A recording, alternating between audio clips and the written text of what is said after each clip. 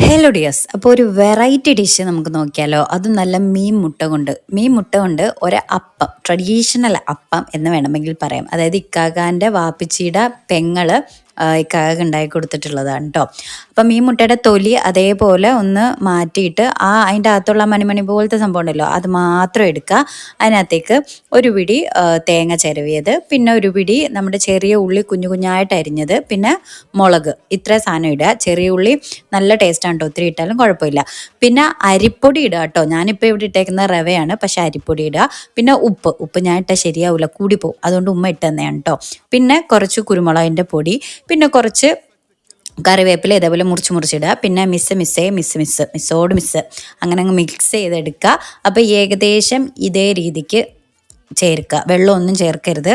പിന്നെ പാനിലേക്ക് എണ്ണയൊക്കെ ഒന്ന് തൂവി ഒന്ന് ചുട്ടെടുക്കുക. അടിപൊളി ടേസ്റ്റാണ്, ട്രൈ ചെയ്ത് നോക്കുക. വീഡിയോ ഇഷ്ടപ്പെട്ടാൽ സബ്സ്ക്രൈബ് ചെയ്യാം.